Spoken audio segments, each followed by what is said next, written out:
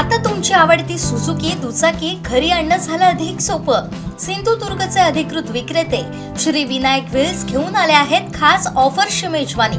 मग वाट कसली बघताय, आजच आपल्या स्वप्नातील राईड बुक करा। पत्ता प्लॉट नंबर 92 MIDC तालुका कुडाळ जिल्हा सिंधुदुर्ग।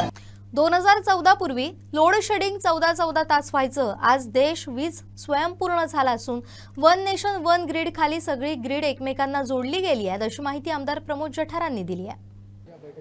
बबनरावांनी आज छान मीटिंग इथे लावली। अधिकारी येऊ शकले नाहीत कारण प्रोटोकॉल काय म्हणतो ते आचारसंहिता चालू आहे। आचारसंहिता झाल्यानंतर आम्ही त्यांच्याशी सविस्तर बसू। परंतु मी आजच्या बैठकीमध्ये जे काही निवेदन होते या मंडळींचं ते मी स्वीकारलं। छोट्या मोठ्या अनेक गोष्टी आहेत। अधिकाऱ्यांशी मी काल बोललो होतो, हे निवेदन मी त्यांना पाठवून त्यांचं सविस्तर निवेदन माझ्याकडे येईल। ते आल्यानंतर आचारसंहिता संपल्यानंतर दर महिन्याची फॉलोअप मीटिंग आपले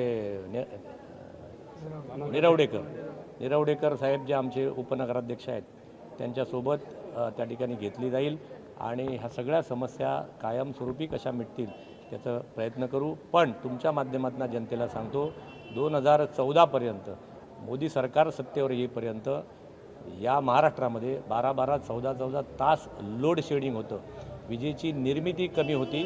आपण महाराष्ट्र आणि देश विजेच्या निर्मितीमध्ये खूप कमी होतो। आज आपण स्वयंपूर्ण झालेलो आहोत। वीज आपल्याकडे एक्सेस झालेली आता आणि वन नेशन वन ग्रीड केलेलं आहे आपण। म्हणजे पूर्वी ग्रीड एकमेका राज्याला कनेक्ट नव्हती, त्यामुळे आज देशातली सगळी ग्रीड एकमेकाशी कनेक्ट झालेली आहे। या सगळ्या ग्रीडमध्ये जिथे सरप्लस असेल ती वीज जिथे कमी असेल त्या राज्याला पाठवली जाते। त्यामुळे विजेचे आताचे जे राहिलेले प्रश्न आहेत ते झाड फांद्या पडण्यामुळे आहेत। ते सुद्धा ज्या सागरी भागामध्ये सागर किनाऱ्याला लागून जी गावं, जो प्रांत, जो कोकण, तिथली जे वीज वाहिन्या आहेत त्या अंडरग्राऊंड करा असे निर्देश केंद्र सरकारचे आहेत आणि पैसे पण दिलेले आहेत। भविष्यामध्ये ते पण काम सुरू आहे। आता हळूहळू कोकणातल्या रायगड, रत्नागिरी, सिंधुदुर्ग या सगळ्या वीज वाहिन्या ज्या आहेत त्या सगळ्या अंडरग्राऊंड होतील आणि त्यामुळे वीज तुटण्याचा कट होण्याचा दिवसांना प्रश्न संपेल। वीज एक्सेस आहे। त्याशिवाय अपारंपरिक वीज निर्मिती अणुऊर्जा असेल, विंड असेल, सोलार असेल, यामध्ये सुद्धा अनेक नवीन प्रयोग माझं केंद्र सरकार, माझं राज्य सरकार करतं आहे। विजेमध्ये आपण स्वयंपूर्ण होऊ। क्रूड त्या ठिकाणी कमी मिळते म्हणून आता इलेक्ट्रिकच्या गाड्यांवरती आपण चाललो आहे। इलेक्ट्रिकच्या गाड्यांसाठी इलेक्ट्रिसिटी लागेल, त्याची आवश्यकता अशा प्रकारचे अणुऊर्जा व्हावेत असे आमचे माननीय मुख्यमंत्री म्हणले, कारण त्याला समुद्र आवश्यकता आहे। त्यामुळे ते पण कशा प्रकारे येतील, जनतेला बरोबर घेऊन आणखीन वीज निर्मिती होईल। कोकणातल्या सगळ्या घराघरापर्यंत कायम आणि शाश्वत वीज पोचेल, लोड शेडिंग राहणार नाही अशा प्रकारचं कार्य करू। स्मार्ट मीटरचं माझ्या माहितीप्रमाणे कंपल्शन नाही आहे। त्याची सगळी समस्या उद्याच्या येणाऱ्या विधानसभेमध्ये 22 तारखेच्यामध्ये आम्ही मांडू आणि जनकल्याणाचं, लोककल्याणाचं राज्य मोदी साहेबांचं 12 वर्षाचं राज्य हे जनकल्याणाचं आहे। रोजगार देणार, वीज देणार आहे, पाणी देणार आहे, गरिबापर्यंत अंत्योदयासाठी पोचणारं माझ्या राजाचं, माझ्या छत्रपती शिवाजी महाराजांचं रयतेचं राज्य मोदी साहेब पुढे चालवत आहेत। ते आम्ही प्रयत्नपूर्वक आम्ही शेवटच्या माणसापर्यंत पोचू। जय हिंद, जय महाराष्ट्र।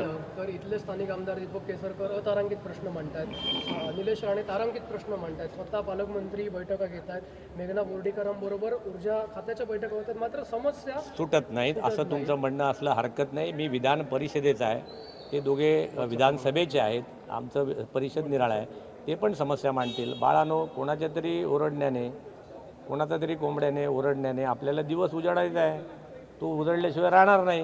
त्यामुळे आम्ही सगळे प्रयत्न करू। सगळे पाचामुखी परमेश्वर या सगळ्यांच्या प्रयत्नाला यश मिळेल, कारण हे सगळ्यांचं सरकार आहे।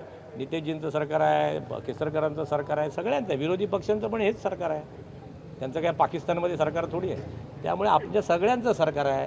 हा सरकार जे काही लोककल्याणाचा जो काही गोवर्धन पर्वत आहे ते आम्ही सगळे मिळून आपली आपली काठी त्या ठिकाणी लावू, सगळ्या समस्या सोडवू, विधिमंडळात मांडू। सर्वे अपि सुखीन संतु, सर्वे संतु निरामया। जनतेचं कल्याण हेच आमचं ब्रीद। जय हिंद, जय महाराष्ट्र। उद्योग आणि रोजगाराबाबत तुम्ही नेहमीच आग्रही राहिला, मात्र MIDC जी दोडामार्गची आहे तिथे मातीचं अवैध उत्खनन होत आहे, त्याकडे तुम्ही कसं बघता? कारण उद्योगमंत्र्यांनी सांगून सुद्धा अद्याप कारवाई होत नाही। मी माहिती घेतो बाळा, मी एवढ्या डिटेलमध्ये मॅडम आज माहिती नाही, पण MIDC हळूहळू फुल होतील। मोपाचा आपल्याला फायदा होईल. अनेक उद्योजक आता हळूहळू वळायला लागले आहेत कोकणाकडे, त्यांना आणण्याचं काम आम्ही करतो आहे. फक्त तुमच्या माध्यमातून डॉक्टर जयेंद्र पळुळकर आहेत का गेले, त्यांच्यासारखे आमचे जे मित्र आहेत त्यांना एवढंच सांगतो की प्रकल्प आल्यानंतर संघर्ष समिती निर्माण करू नका, समन्वय समिती करा, समजून घ्या. म्हणजे डॉक्टर ते एक वेळ डॉक्टर आहेत, पण अनेक लोक कंपाऊंडर असलेली मंडळी पुढे येतात आणि मग कोकणाचं नुकसान होतं. त्यामुळे या सगळ्यांना माझं सांगणं आहे, संघर्ष नको. आता कोकणामध्ये रोजगारासाठी समन्वय हवा. जय हिंद, जय महाराष्ट्र.